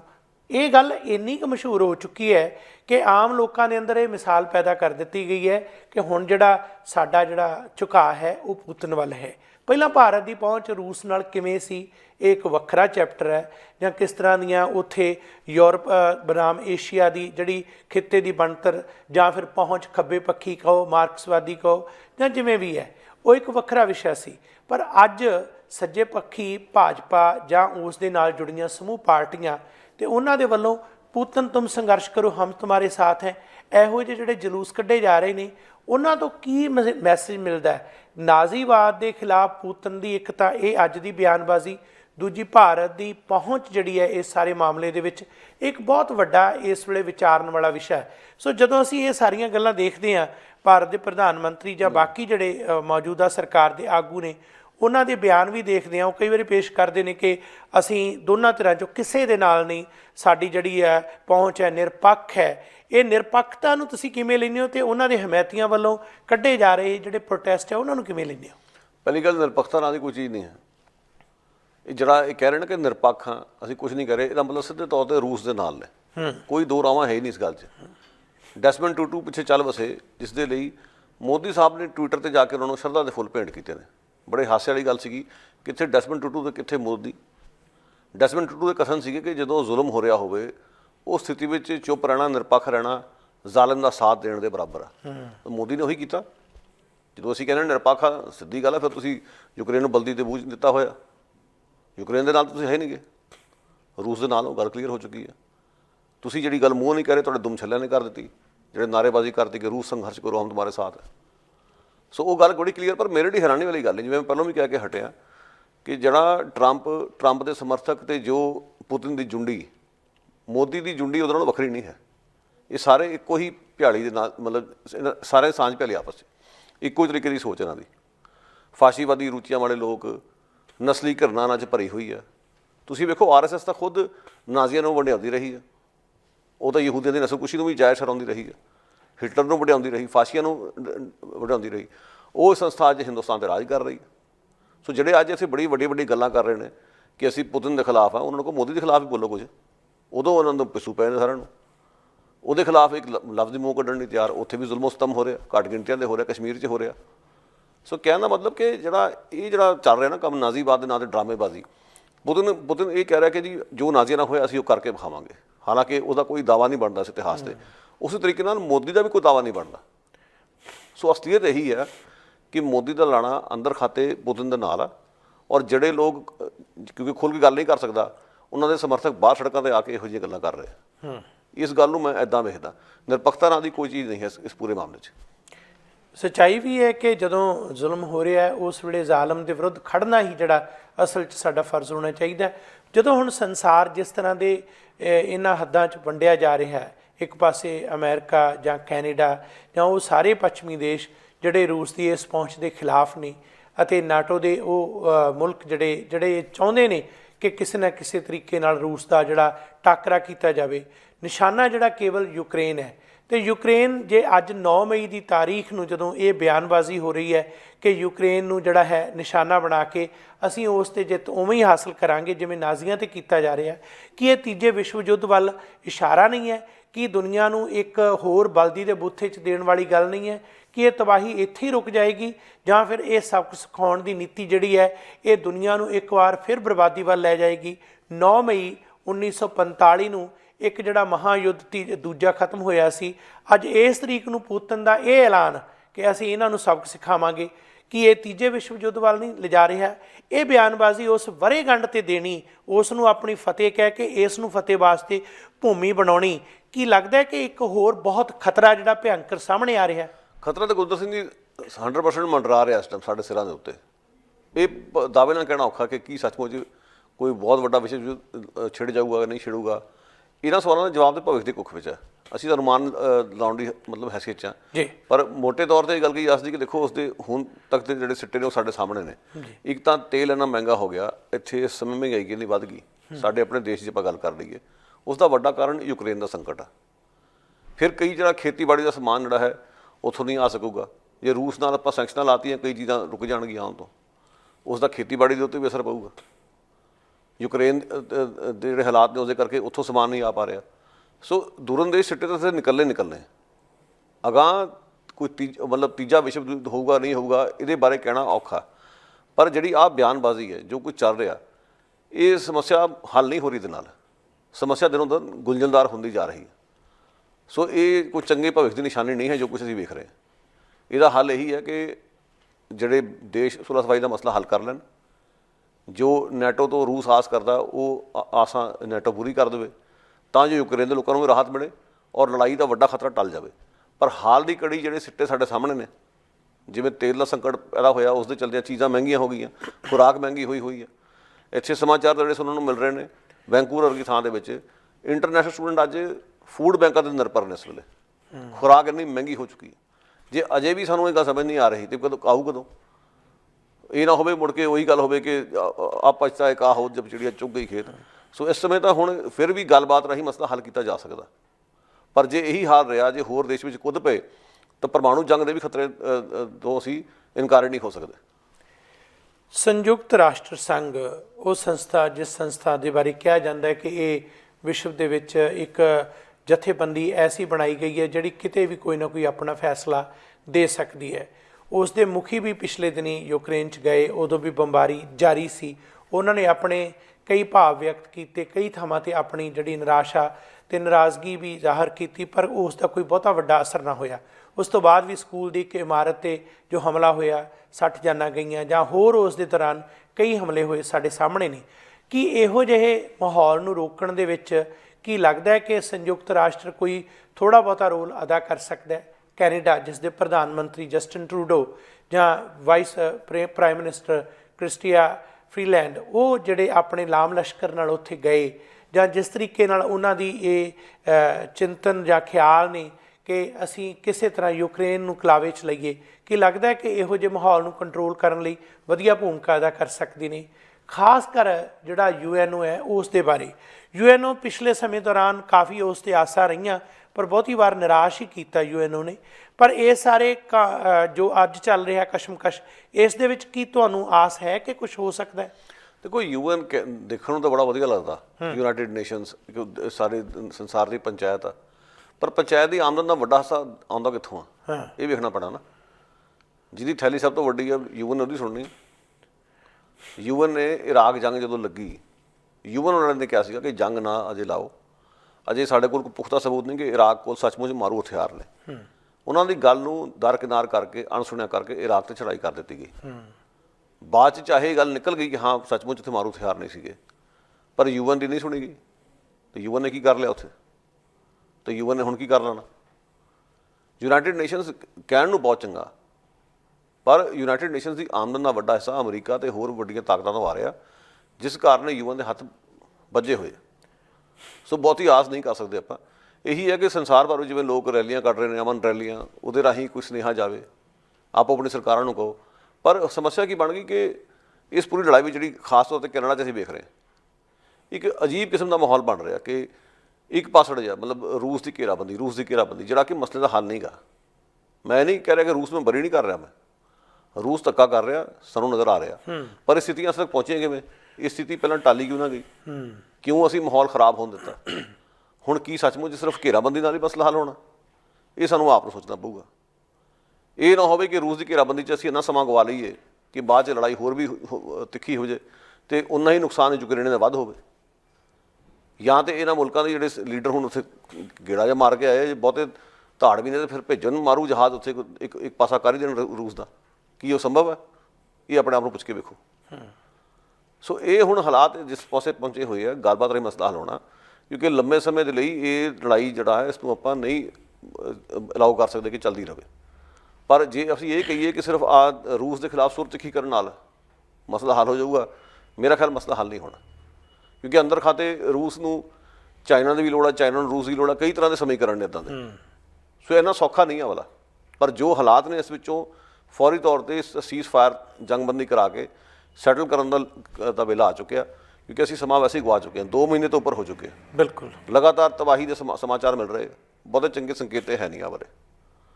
ਔਰ ਜਿਹੜੇ ਰੂਸ ਦੇ ਖਿਲਾਫ ਇੰਨੀ ਗੱਲਾਂ ਕਰ ਰਹੇ ਘੇਰਾਬੰਦੀ ਦੇ ਨਾਂ 'ਤੇ, ਜਾਂ ਔਰ ਮੈਂ ਇਹ ਵੀ ਕਹੂੰਗਾ ਗੁਰਜੀਤ ਸਿੰਘ ਜੀ, ਮੈਨੂੰ ਇਹ ਸ਼ੱਕ ਪੈਂਦਾ ਕਈ ਵਾਰੀ ਕਿ ਜਿਹੜੇ ਇੱਥੋਂ ਦੇ ਸਿਆਸਤਦਾਨ ਨੇ ਉਹ ਵੀ ਖਾਸ ਕਿਸਮ ਦੀ ਸਿਆਸਤ ਖੇਡ ਰਹੇ। ਉਹ ਕੀ ਕਰ ਰਹੇ? ਯੂਕਰੇਨੀ ਰਿਫਿਊਜੀਆਂ ਨੂੰ ਲਿਆ ਕੇ ਇੱਥੇ ਵਸਾਉਣਗੇ, ਵੋਟਾਂ ਪੱਕੀਆਂ ਕਰਨਗੇ ਆਪਣੀਆਂ, ਔਰ ਲੋਕਾਂ 'ਚ ਪ੍ਰਭਾਵ ਦੇਣਗੇ। ਦੇਖੋ ਜੀ, ਅਸੀਂ ਤਾਂ ਯੂਕਰੇਨ ਤੋਂ ਰਿਫਿਊਜੀ ਲੈ ਕੇ ਆ ਰਹੇ। ਪਹਿਲੀ ਗੱਲ, ਹਾਲਾਤ ਹੀ ਇਹੋ ਜਿਹੇ ਕਿਉਂ ਬਣਾ ਰਹੇ ਹੋ ਕਿ ਉਹਨਾਂ ਨੂੰ ਇੱਥੇ ਆਉਣਾ ਪਵੇ? ਹਾਲਾਤ ਇਹੋ ਜਿਹੇ ਕਿਉਂ ਨਹੀਂ ਪੈਦਾ ਕਰਦੇ ਕਿ ਉਹ ਉੱਥੇ ਹੀ ਹੱਸਦੇ ਵਸਦੇ ਆਪਣੇ ਘਰ 'ਚ ਰਹਿਣ? ਸੋ ਇਹ ਸਾਨੂੰ ਸੋਚਣਾ ਪੈਣਾ ਨਾ ਕਿ ਇਹ ਚੱਲ ਕੀ ਰਿਹਾ।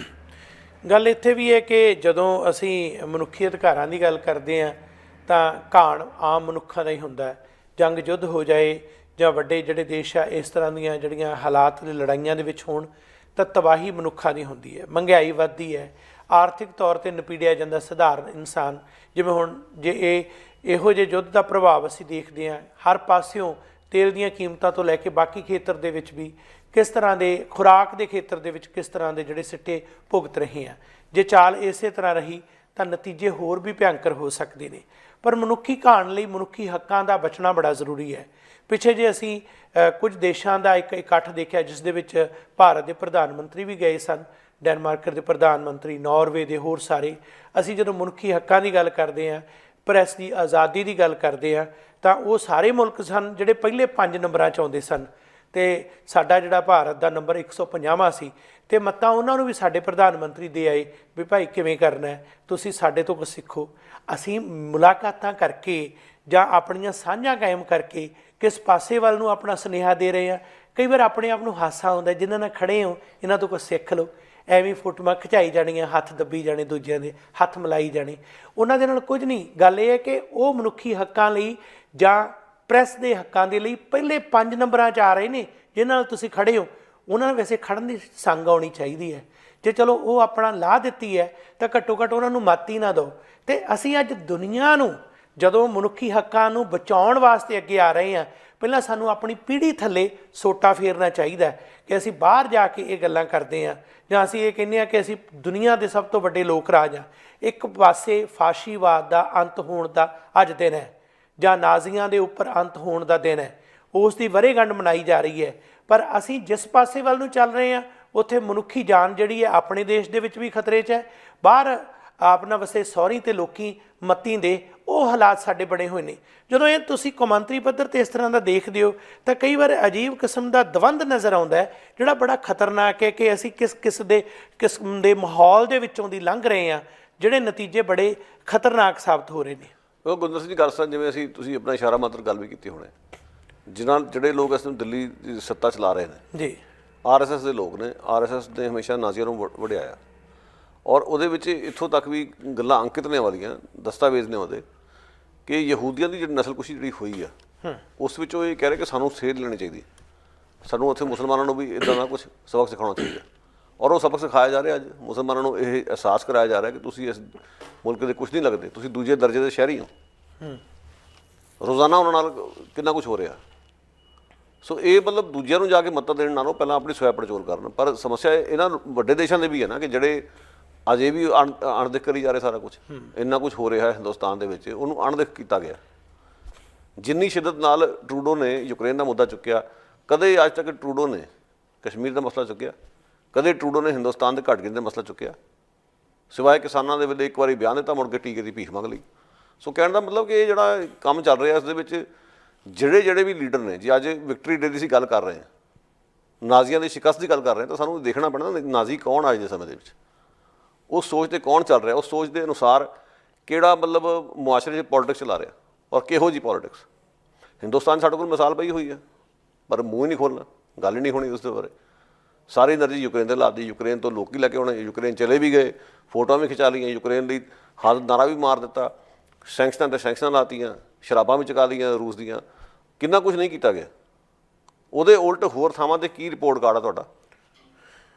ਸੋ ਇਹ ਗੱਲਾਂ ਸੋਚਣੀਆਂ ਪੈਣਗੀਆਂ ਸਾਨੂੰ, ਕਿਉਂਕਿ ਯੂਕਰੇਨ ਦੇ ਲੋਕਾਂ ਦੀ ਇੱਥੇ ਬਹੁਤ ਵੱਡੀ ਫਸੋਂ ਹੈ ਕੈਨੇਡਾ ਦੇ ਵਿੱਚ। ਸਾਡੀ ਜਿਹੜੀ ਉਪ ਪ੍ਰਧਾਨ ਮੰਤਰੀ ਖੁਦ ਯੂਕਰੇਨੀ ਮੂਲ ਦੀ ਹੈ। ਇਹ ਗੱਲਾਂ ਮੈਟਰ ਕਰਦੀਆਂ। ਸੋ ਬਾਕੀ ਜਿਹੜੇ ਭਾਈਚਾਰੇ ਦੇ ਲੋਕ ਇਹਨੂੰ ਕਿੱਥੇ ਜਾਣ, ਖੂਜ ਜਾਣੋ। ਅਫਗਾਨਿਸਤਾਨ 'ਚ ਤੁਸੀਂ ਆਪ ਗਏ ਸੀਗੇ, ਲਾਮ ਲਸ਼ਕਰ ਲੈ ਕੇ ਆਪਣਾ, ਉੱਥੋਂ ਤਾਂ ਬੋਰੀ ਬਿਸਤਰਾ ਗੋਲ ਹੋ ਗਿਆ। ਹੁਣ ਉੱਥੇ ਜਿਹੜੀਆਂ ਔਰਤਾਂ ਪੱਤਰਕਾਰੀ ਕਰਦੀਆਂ ਉਹ ਖਤਰੇ 'ਚ ਨੇ, ਉਹਨਾਂ ਨੂੰ ਕੱਢਣ ਦਾ ਕੰਮ ਤੁਸੀਂ ਅਜੇ ਤੱਕ ਪੂਰਾ ਨਹੀਂ ਕਰ ਸਕੇ।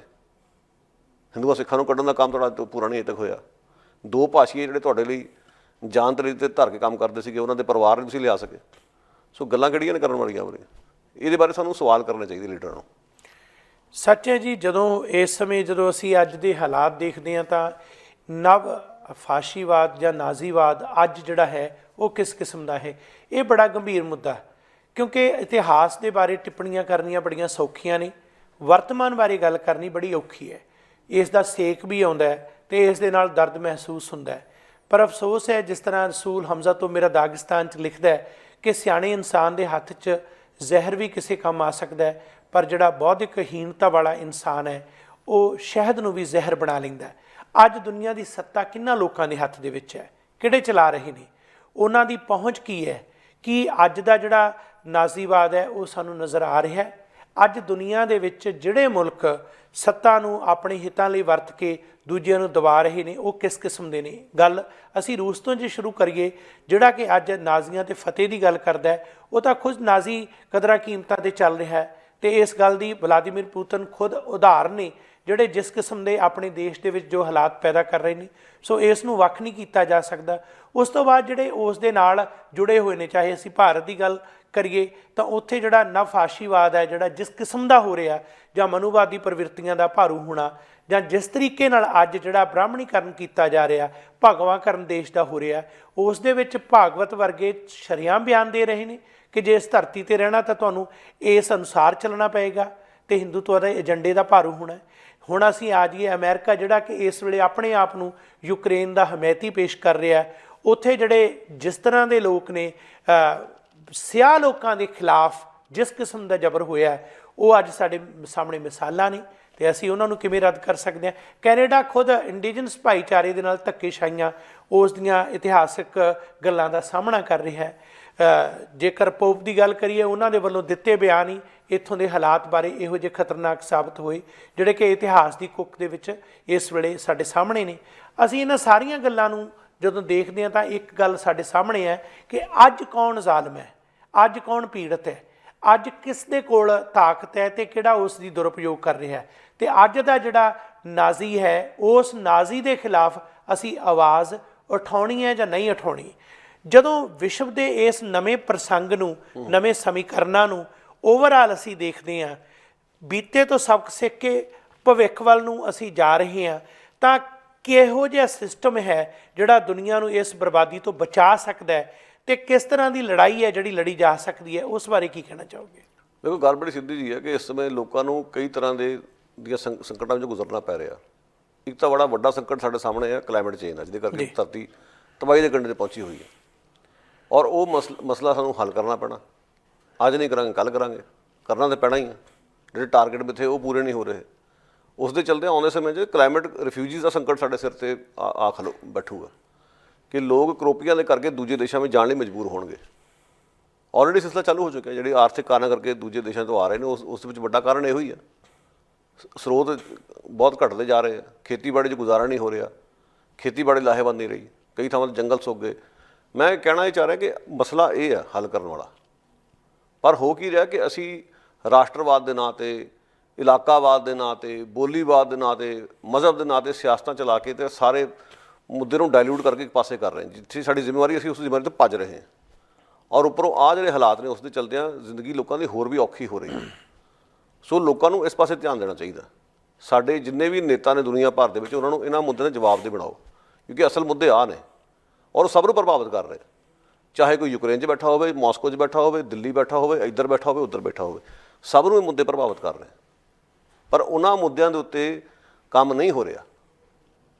ਜੰਗਾਂ ਦੇ ਉੱਤੇ ਮਾਰੂ ਸਮਾਨ 'ਤੇ ਪੈਸਾ ਰੋੜਿਆ ਜਾ ਰਿਹਾ, ਜਿਹੜਾ ਪੈਸਾ ਇਹਨਾਂ ਅਲਾਮਤਾਂ ਨੂੰ ਦੂਰ ਕਰਨ ਦੇ ਉੱਤੇ ਖਰਚ ਕੀਤਾ ਜਾਣਾ ਚਾਹੀਦਾ, ਜਾਂ ਇਸ ਵਿੱਚੋਂ ਸੰਕਟ ਜੋ ਕਿਵੇਂ ਦੁਨੀਆ ਨੂੰ ਕੱਢਿਆ ਜਾਵੇ ਉਸ 'ਤੇ ਪੈਸਾ ਲੱਗਣਾ ਚਾਹੀਦਾ। ਸੋ ਸਮੱਸਿਆ ਇਹ ਆ, ਮਹਿੰਗਾਈ ਵੱਧਦੀ ਜਾ ਰਹੀ ਹੈ, ਲੋਕਾਂ ਨੂੰ ਮੈਡੀਕਲ ਸਹੂਲਤਾਂ ਨਹੀਂ ਮਿਲ ਰਹੀਆਂ। ਅਸਲ ਮਸਲੇ ਆ ਨੇ ਜਦੋਂ ਲੋਕ ਇਹਨਾਂ ਮਸਲੇ 'ਤੇ ਏਕਾ ਕਰ ਲੈਣਗੇ ਸੰਸਾਰ ਭਰ ਦੇ ਵਿੱਚ ਔਰ ਸਿਆਸਤਦਾਨਾਂ ਨੂੰ ਜਵਾਬ ਦੇ ਬਣਾਉਣਗੇ, ਤਾਂ ਚੰਗੇ ਭਵਿੱਖ ਦੀ ਆਸ ਕਰ ਸਕਦੇ ਆ।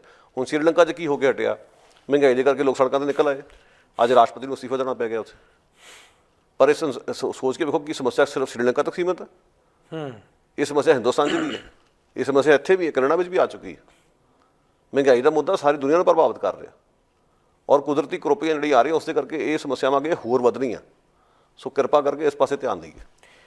ਬੜੀ ਸੁਲਝੀ ਗੱਲ ਹੈ ਕਿ ਜਿਹੜਾ ਸਿਸਟਮ ਹੈ, ਜਦੋਂ ਤੱਕ ਉਹ ਨਹੀਂ ਬਦਲਿਆ ਜਾਂਦਾ, ਉਸ ਵੇਲੇ ਤੱਕ ਵਿਅਕਤੀਆਂ ਦੇ ਬਦਲਣ ਦਾ ਕੋਈ ਅਰਥ ਨਹੀਂ ਹੈ। ਅਤੇ ਇਹ ਫਾਸ਼ੀਵਾਦੀ ਰੁਚੀਆਂ ਜਿਹੜੀਆਂ ਹਨ, ਇਹ ਵਿਅਕਤੀਆਂ ਤੱਕ ਨਾ ਹੋ ਕੇ ਸਿਸਟਮ ਦਾ ਹਿੱਸਾ ਬਣ ਚੁੱਕੀਆਂ ਨੇ। ਬਿਲਕੁਲ ਸ਼੍ਰੀਲੰਕਾ ਦੇ ਰਾਸ਼ਟਰਪਤੀ ਦਾ ਅਸਤੀਫਾ ਜਾਂ ਮੌਜੂਦਾ ਹਾਲਾਤ ਦੇ ਵਿੱਚ ਕੀ ਉਸ ਦੇ ਨਾਲ ਸਮੱਸਿਆ ਦਾ ਹੱਲ ਹੈ? ਇਸ ਪੈਟਰਨ ਨੂੰ ਜੇਕਰ ਦੁਨੀਆ ਦੇ ਲੈਵਲ 'ਤੇ ਵੀ ਦੇਖ ਲਈਏ ਤਾਂ ਸਾਡੇ ਸਾਹਮਣੇ ਹੈ। ਜੇਕਰ ਸੱਤਾ ਦੇ ਵਿੱਚੋਂ ਇੱਕ ਵਿਅਕਤੀ ਬਦਲ ਜਾਂਦਾ, ਦੂਸਰਾ ਆਉਂਦਾ ਹੈ, ਤਾਂ ਕੀ ਉਸ ਦੇ ਨਾਲ ਸਿਸਟਮ ਬਦਲ ਗਿਆ? ਹਰਗਿਜ਼ ਨਹੀਂ। ਸਿਸਟਮ ਤਾਂ ਉਹੀ ਹੈ ਜਿਹੜਾ ਅੱਜ ਦੁਨੀਆ ਨੂੰ ਚਲਾ ਰਿਹਾ ਹੈ। ਉਹ ਕਾਰਪੋਰੇਟ ਸਿਸਟਮ ਜਿਹੜਾ ਹੈ ਉਹ ਬਣੇ ਹੀ ਇਸ ਕਿਸਮ ਦਾ ਕਿ ਜਿਨ੍ਹਾਂ ਦੇ ਕੋਲ ਆਰਥਿਕ ਮੁਫਾਦ ਜਿਨ੍ਹਾਂ ਦੇ ਭਾਰੂ ਨੇ, ਉਹ ਸਾਰਾ ਕੁਝ ਕਰ ਰਹੇ ਨੇ, ਚਾਹੇ ਯੂਰਪ ਹੈ, ਚਾਹੇ ਏਸ਼ੀਆ ਜਾਂ ਦੁਨੀਆ ਦੇ ਬਾਕੀ ਹਿੱਸੇ ਨੇ। ਸੋ ਇਹ ਇੱਕ ਨਵ ਫਾਸ਼ੀਵਾਦ ਦਾ ਜਿਹੜਾ ਸਿਸਟਮ ਹੈ, ਉਸਨੇ ਕੀ ਕੀਤਾ, ਉਸ ਦਾ ਜਿਹੜਾ ਅੱਜ ਅਸੀਂ ਜੋ ਖਾਮਿਆਜ਼ਾ ਭੁਗਤ ਰਹੇ ਹਾਂ, ਉਸਨੇ ਸਥਿਤੀ ਨੂੰ ਬਦਲਣ ਦੀ ਥਾਂ 'ਤੇ ਸਥਿਤੀ ਨੂੰ ਹੋਰ ਸੰਗੀਨ ਅਤੇ ਗੰਭੀਰ ਬਣਾ ਦਿੱਤਾ। ਚਾਹੀਦਾ ਤਾਂ ਇਹ ਸੀ ਕਿ ਵਿਅਕਤੀ ਬਦਲਣ ਦੇ ਨਾਲ ਕੀ ਸਥਿਤੀ ਬਦਲ ਜਾਂਦੀ ਹੈ, ਇਸ 'ਤੇ ਵਿਚਾਰ ਹੁੰਦਾ। ਹੋਇਆ ਇਹ ਕਿ ਸਥਿਤੀ ਹੋਰ ਇੱਕ ਨੂੰ ਲਿਆ ਕੇ ਜਦੋਂ ਬਦਲਦੀ ਹੈ, ਉਹ ਹੋਰ ਬਿਹਤਰ ਹੁੰਦੀ ਹੈ। ਚਾਹੇ ਅਸੀਂ ਆਪਣੇ ਪੰਜਾਬ ਤੋਂ ਸ਼ੁਰੂ ਕਰਕੇ ਭਾਰਤ ਤੱਕ ਲੈ ਲਈਏ ਜਾਂ ਕੈਨੇਡਾ ਤੋਂ ਲੈ ਕੇ ਵਿਸ਼ਵ ਤੱਕ ਦੇ ਲੈ ਲਈਏ। ਅੱਜ ਜਦੋਂ ਅਸੀਂ ਇਹੋ ਜਿਹੀ ਵਰ੍ਹੇਗੰਢ ਮਨਾ ਵੀ ਰਹੇ ਹਾਂ ਕਿ ਕੀ ਨਾਜ਼ੀਆਂ 'ਤੇ ਸੱਚਮੁੱਚ ਜਿੱਤ ਹੋ ਗਈ ਸੀ ਅਤੇ ਕੀ ਅੱਜ ਜਿਹੜਾ ਹੈ ਨਾਜ਼ੀਵਾਦ ਦਾ ਅੰਤ ਹੋ ਗਿਆ? ਹਰਗਿਜ਼ ਨਹੀਂ ਹੈ। ਇਹ ਨਿਚੋੜ ਇਹੀ ਨਿਕਲਦਾ ਕਿ ਅੱਜ ਵੀ ਇਹ ਸਾਰਾ ਕੁਝ ਜਿਹੜਾ ਭਾਰੂ ਹੈ, ਅਤੇ ਸਭ ਤੋਂ ਖਤਰਨਾਕ ਇਸ ਦਾ ਉਹ ਪੱਖ ਹੈ ਕਿ ਹਥਿਆਰਾਂ 'ਤੇ ਦੁਨੀਆ ਦਾ ਅਰਬਾਂ ਖਰਬਾਂ ਰੁਪਈਆ, ਡਾਲਰਸ ਜਿਹੜੇ ਆ ਖਤਮ ਹੋ ਰਹੇ ਨੇ, ਅਤੇ ਮਨੁੱਖ ਜਿਹੜਾ ਗਰੀਬੀ ਦੇ ਦੌਰ ਦੇ ਵਿੱਚ ਥੱਲੇ ਤੋਂ ਥੱਲੇ ਜਾ ਰਿਹਾ। ਅਤੇ ਆਪਣੇ ਹਿੱਤਾਂ ਦੇ ਲਈ ਜਿਹੜੇ ਆਰਥਿਕ ਲੋਕ ਮੰਜ਼ਿਲਾਂ ਤੈਅ ਕਰ ਰਹੇ ਨੇ, ਜਿਵੇਂ ਕਿ ਭਾਰਤ ਦੇ ਜੇਕਰ ਅੰਡਾਨੀ ਅੰਬਾਨੀ ਦਾ ਨਾਂ ਜਦੋਂ ਆਉਂਦਾ, ਕਿਹਾ ਜਾਂਦਾ ਕਿ ਦੁਨੀਆ ਦਾ ਸਭ ਤੋਂ ਅਮੀਰ ਬੰਦਾ ਜਾਂ ਉਹਨਾਂ ਅਮੀਰਾਂ 'ਚ ਇਹਦਾ ਨਾਂ ਆ ਗਿਆ, ਤਾਂ ਉਸ ਵੇਲੇ ਸਾਨੂੰ ਸਿਰ ਸੁੱਟ ਕੇ ਪਿੱਟਣਾ ਚਾਹੀਦਾ ਹੈ ਕਿ ਅੱਜ ਭਾਰਤ ਦੇ ਲੱਖਾਂ ਕਰੋੜਾਂ ਲੋਕਾਂ ਦਾ ਪੈਸਾ ਉਸ ਨੇ ਖੋਹ ਲਿਆ, ਬਲਕਿ ਉਸ ਨੂੰ ਸੈਲੀਬ੍ਰੇਟ ਕੀਤਾ ਜਾ ਰਿਹਾ ਹੈ।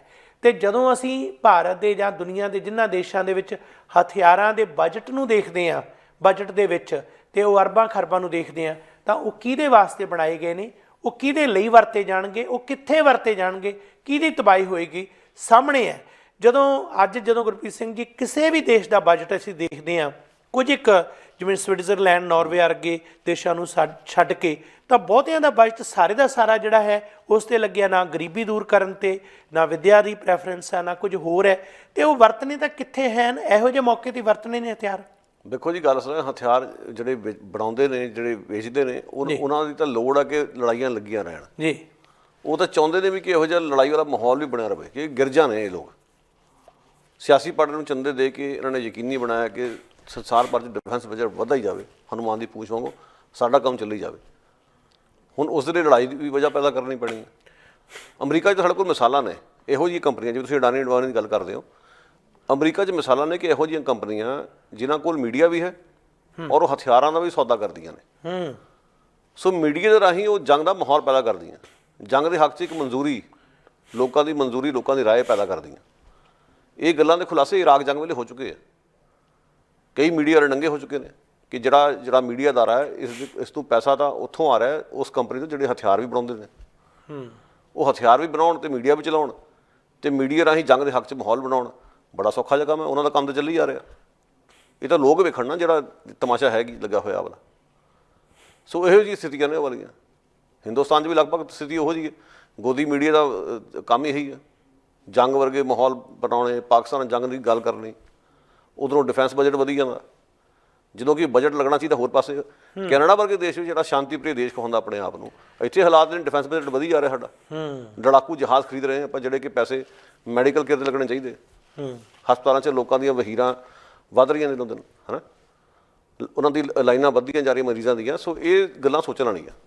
ਸੱਚਾਈ ਹੈ ਜੀ, ਜਦੋਂ ਅੱਜ ਜਿਸ ਪਾਸੇ ਵੱਲ ਨੂੰ ਅਸੀਂ ਜਾ ਰਹੇ ਹਾਂ ਉਸ ਦਾ ਨਤੀਜਾ ਬੜਾ ਭਿਅੰਕਰ ਹੋ ਸਕਦਾ ਹੈ। ਜਿਸ ਤਰ੍ਹਾਂ ਜੇ ਦੁਨੀਆ ਨੇ ਇਹ ਸਿਤਮ ਨੂੰ ਭੁਗਤ ਲਿਆ, ਜੇ ਅੱਜ ਤੋਂ 77 ਵਰ੍ਹੇ ਪਹਿਲਾਂ ਜਿਹੜਾ ਦੁੱਖ ਭੁਗਤਿਆ ਮਨੁੱਖਤਾ ਨੇ ਦੁਨੀਆ ਦੇ ਵਿੱਚ, ਉਸ ਦਾ ਦੁਬਾਰਾ ਉਹ ਦੁਹਰਾਓ ਨਾ ਹੋਵੇ, ਤਾਂ ਅੱਜ ਸਾਨੂੰ ਸੁਚੇਤ ਹੋਣਾ ਪਏਗਾ। ਅਤੇ ਇਹ ਗੱਲ ਨੂੰ ਮੰਨ ਕੇ ਚੱਲੀਏ ਕਿ ਇਹ ਜਿਹੜੇ ਹਥਿਆਰ ਨੇ ਇਹ ਸਿਰਫ ਅਤੇ ਸਿਰਫ ਇਸ ਮਕਸਦ ਲਈ ਬਣਾਏ ਜਾਂਦੇ ਨੇ ਕਿ ਜਿਨ੍ਹਾਂ ਨੇ ਆਪਣੇ ਵਪਾਰਕ ਮੁਫਾਦ ਨੇ ਉਹਨਾਂ ਨੇ ਉਹ ਪੂਰੇ ਕਰਨੇ ਨੇ।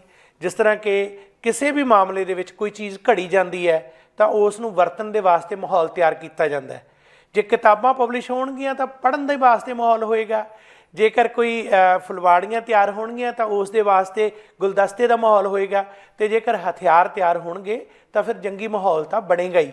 ਉਹ ਰੱਖਣੇ ਕਿੱਥੇ ਨੇ, ਉਹਨਾਂ ਦੀ ਬਦਲ ਵੀ ਆਉਣੀ ਹੈ। ਉਹਨਾਂ ਦੇ ਬਾਅਦ ਉਹਨਾਂ ਕੰਪਨੀਆਂ ਨੇ ਬਾਅਦ ਦੇ ਵਿੱਚ ਵੀ ਦੁਨੀਆ ਦੀਆਂ ਸਭ ਤੋਂ ਵੱਡੀਆਂ ਜਿਹੜੀਆਂ ਅਮੀਰ ਕੰਪਨੀਆਂ ਨੇ ਉਹ ਹਥਿਆਰਾਂ ਦਾ ਵਪਾਰ ਕਰ ਰਹੀਆਂ ਨੇ। ਅਤੇ ਉਹ ਕਰ ਰਹੇ ਨੇ ਦੇਸ਼ ਜਿਨ੍ਹਾਂ ਦੇਸ਼ਾਂ ਦੇ ਆਪਣੇ ਆਰਥਿਕ ਹਿੱਤ ਉਹਦੇ ਨਾਲ ਜੁੜੇ ਹੋਏ ਨੇ। ਕਿਸੇ ਦੇ ਰੱਦੀ ਹਥਿਆਰ ਦੂਸਰਾ ਖਰੀਦਣ ਜਾਂਦਾ ਹੈ ਅਤੇ ਫਿਰ ਕੱਛਾਂ ਵਜਾਉਂਦੇ ਨੇ, ਫਿਰ ਕਹਿੰਦੇ ਨੇ ਕਿ ਅਸੀਂ ਹਥਿਆਰਾਂ ਦੇ ਵਿੱਚ ਭ੍ਰਿਸ਼ਟਾਚਾਰ ਜਿਹੜਾ ਹੈ, ਫਿਰ ਉਹਦੇ ਵਿੱਚ ਵੀ ਫਿਰ ਫੌਜੀਆਂ ਨੂੰ ਉਹ ਵਰਤੇ ਜਾਂਦੇ ਨੇ। ਕਿਤੇ ਉਹਨਾਂ ਦੀ ਸੱਚਾਈ ਸਾਹਮਣੇ ਆ ਜਾਂਦੀ ਹੈ, ਫਿਰ ਲੱਗਿਆ ਜਾਂਦਾ, ਤਬੂਤਾਂ ਤੱਕ ਦਾ ਬਿਜ਼ਨਸ ਹੁੰਦਾ ਹੈ। ਭਾਰਤ ਦੇ ਵਿੱਚ ਅਸੀਂ ਇਹ ਦੇਖਿਆ ਕਿਸ ਹੱਦ ਤੱਕ ਇਹ ਸਾਰਾ ਕੁਛ ਗਿਆ। ਪਰ ਅੱਜ ਜਦੋਂ ਅਸੀਂ ਮੌਜੂਦਾ ਸਮੇਂ ਇਸ ਦੁਖਾਂਤਕ ਮਾਹੌਲ ਦੇ ਵਿੱਚੋਂ ਦੀ ਲੰਘ ਰਹੇ ਹਾਂ ਤਾਂ ਸਾਨੂੰ ਕੁਝ ਨਾ ਕੁਝ ਸਿੱਖਣਾ ਪਏਗਾ ਕਿ ਜੇਕਰ ਅੱਜ ਸੋਵੀਅਤ ਯੂਨੀਅਨ ਦੀ ਨਾਜ਼ੀਆਂ 'ਤੇ ਜਿੱਤ ਦਾ ਦਿਨ ਹੈ ਤਾਂ ਦੂਸਰੇ ਪਾਸੇ ਰੂਸ ਦਾ ਇਹ ਦਾਅਵਾ ਜਿਹੜਾ ਕਿ ਰੂਸ ਆਪਣੀ ਯੂਕਰੇਨ 'ਤੇ ਜਿੱਤ ਨੂੰ ਉਸ ਨਾਲ ਤੁਲਨਾ ਕਰ ਰਿਹਾ, ਉਹ ਹਰਗਿਜ਼ ਇੱਕ ਦੂਜੇ ਨਾਲ ਸਮੀਕਰਨ ਜਿਹੜੇ ਮਿਲਦੇ ਨਹੀਂ ਹੈ, ਬਲਕਿ ਬਿਲਕੁਲ ਵਿਪਰੀਤ ਨੇ। ਸੋ ਸਾਰੇ ਘਟਨਾਕ੍ਰਮ ਨੂੰ, ਇਤਿਹਾਸਕ ਪ੍ਰਸੰਗ ਨੂੰ ਅਤੇ ਵਰਤਮਾਨ ਨੂੰ ਦੇਖ ਕੇ ਅਖੀਰ ਦੇ ਵਿੱਚ ਤੁਸੀਂ ਕੀ ਕਹਿਣਾ ਚਾਹੋਗੇ? ਅਖੀਰ ਗੁਰਦਰ ਸਿੰਘ ਜੀ ਇਹੋ ਹੀ ਹੈ ਕਿ ਜਿਹੜੇ ਸਾਡੇ ਆਗੂ ਨੇ ਉਹਨਾਂ ਨੂੰ ਮੂੰਹ ਪਿਆ ਹੋਇਆ ਦੁਨੀਆ ਭਰ ਦੇ ਵਿੱਚ ਕਿ ਆਪਣੇ ਸੁਧਾ ਅਨੁਸਾਰ ਜਿਹੜਾ ਝੂਠ ਹੈ ਉਸ ਨੂੰ ਬੋਲੋ ਔਰ ਇਤਿਹਾਸ ਨੂੰ ਵੀ ਆਪਣੇ ਦ੍ਰਿਸ਼ਟੀਕੋਣ ਤੋਂ ਉਸ ਨੂੰ ਵਿਗਾੜ ਕੇ ਪੇਸ਼ ਕਰੋ। ਇਹਨਾਂ ਗੱਲਾਂ 'ਚ ਸਾਡੇ ਲੀਡਰ ਬੜੇ ਮਾਹਰ ਰਹੇ ਨੇ। ਤੁਸੀਂ ਵੇਖੋ, ਮਾਰਟਿਨ ਲੂਥਰ ਕਿੰਗ ਜੂਨੀਅਰ ਵਰਗੇ ਆਗੂ ਨੂੰ ਟਰੰਪ ਵਰਗੇ ਨੇ ਅਪਰੋਪਰੀਏਟ ਕਰਨ ਦੀ ਕੋਸ਼ਿਸ਼ ਕੀਤੀ ਹੈ। ਜਾਂ ਜਿਵੇਂ ਮੈਂ ਪਹਿਲਾਂ ਦੱਸਿਆ ਸੀ ਕਿ ਡੈਸਮੰਡ ਟੂਟੂ ਨੂੰ ਨਤਮਸਤਕ ਹੋ ਰਹੇ ਨੇ ਮੋਦੀ ਸਾਹਿਬ, ਆਪਸ 'ਚ ਕੋਈ ਇਹਨਾਂ ਦਾ ਮੇਲ ਨਹੀਂ ਗਾ। ਸੋ ਇਹਨਾਂ ਗੱਲਾਂ ਤੋਂ ਸਮਝੋ ਕਿ ਕਿਸ ਤਰੀਕੇ ਨਾਲ ਚਲਾਕੀ ਨਾਲ ਸਾਡੇ ਸਿਆਸਤਦਾਨ ਇਤਿਹਾਸ ਨੂੰ ਪੁੱਠਾ ਗੇੜਾ ਦੇ ਰਹੇ ਨੇ ਔਰ ਆਪਣੇ ਹੱਕ 'ਚ ਵਰਤ ਰਹੇ ਨੇ। ਲੋਕਾਂ ਨੂੰ ਸੁਚੇਤ ਹੋਣਾ ਪਊਗਾ। ਬਹੁਤ ਸ਼ੁਕਰੀਆ ਜੀ, ਹਾਰਦਿਕ ਧੰਨਵਾਦ ਜੀ, ਮਿਹਰਬਾਨੀ ਜੀ। ਅਖੀਰ ਦੇ ਵਿੱਚ ਇਸ ਵਿਸ਼ੇ ਨੂੰ ਧਿਆਨ ਵਿੱਚ ਰੱਖਦੇ ਹੋਏ ਜੋ ਹਾਲਾਤ ਨੇ ਉਹਨਾਂ ਦੇ ਮੱਦੇਨਜ਼ਰ ਕਿਸੇ ਸਮੇਂ ਸਾਡੇ ਇੱਕ ਮਹਾਨ ਸ਼ਾਇਰ ਜਿਨ੍ਹਾਂ ਦੀ 6 ਮਈ ਨੂੰ ਬਰਸੀ ਸੀ, ਮੇਰੀ ਮੁਰਾਦ ਹੈ ਕਵੀ ਜਿਹੜੇ ਕਿ ਸਾਡੇ ਮਸ਼ਹੂਰ ਲੇਖਕ ਸ਼ਿਵ ਕੁਮਾਰ ਬਟਾਲਵੀ ਹੋਏ ਨੇ, ਉਹਨਾਂ ਨੇ ਇੱਕ ਕਮਾਲ ਦੀ ਰਚਨਾ ਲਿਖੀ ਜਿਹੜੀ ਕਿ ਦੁਨੀਆ ਦੇ ਵਿੱਚ ਉਸ ਸਮੇਂ ਜੋ ਹਾਲਾਤ ਸਨ ਉਹ ਅੱਜ ਵੀ ਪੂਰੀ ਢੁਕਦੀ ਹੈ। ਅੱਧੀ ਸਦੀ ਦੇ ਬਾਅਦ ਉਹਨਾਂ ਨੂੰ ਸ਼ਰਧਾਂਜਲੀ ਭੇਟ ਕਰਦਿਆਂ ਹੋਇਆਂ ਅੱਜ ਦੇ ਪ੍ਰੋਗਰਾਮ ਨੂੰ ਉਹਨਾਂ ਦੀਆਂ ਸਤਰਾਂ ਨਾਲ ਯਾਦ ਕਰਦੇ ਹਾਂ। ਹਾੜਾ ਜੇ ਦੇਸ਼ਾਂ ਵਾਲਿਓ, ਹਾੜਾ ਜੇ ਕੌਮਾਂ ਵਾਲਿਓ, ਹਾੜਾ ਜੇ ਦੇਸ਼ਾਂ ਵਾਲਿਓ, ਹਾੜਾ ਜੇ ਕੌਮਾਂ ਵਾਲਿਓ, ਉਹ ਐਟਮਾਂ ਦੇ ਤਾਜਰੋ, ਬਾਰੂਦ ਦੇ ਵਣਜਾਰਿਓ, ਹੁਣ ਹੋਰ ਨਾ ਮਨੁੱਖ ਸਿਰ ਲਹੂਆਂ ਦਾ ਕਰਜ਼ਾ ਚਾੜਿਓ, ਹੈ ਅੱਖ ਚੁਭੀ ਅਮਨ ਦੀ ਆਵੋ ਵਿਫੂਕਾਂ ਮਾਰਿਓ, ਹੈ ਅੱਖ ਚੁਭੀ ਅਮਨ ਦੀ ਆਵੋ ਵਿਫੂਕਾਂ ਮਾਰਿਓ। ਬਹੁਤ ਸ਼ੁਕਰੀਆ। ਸਾਡਾ ਹਰ ਇੱਕ ਪ੍ਰੋਗਰਾਮ ਦੇਖਣ ਤੇ ਸਾਡੇ ਨਾਲ ਜੁੜਨ ਲਈ ਸਬਸਕ੍ਰਾਈਬ ਕਰੋ ਚੈਨਲ ਪੰਜਾਬੀ ਤੇ ਨੋਟੀਫਿਕੇਸ਼ਨ ਲਈ ਬੈਲ ਆਈਕਨ ਵਾਲੇ ਬਟਨ ਤੇ ਕਲਿੱਕ ਕਰੋ।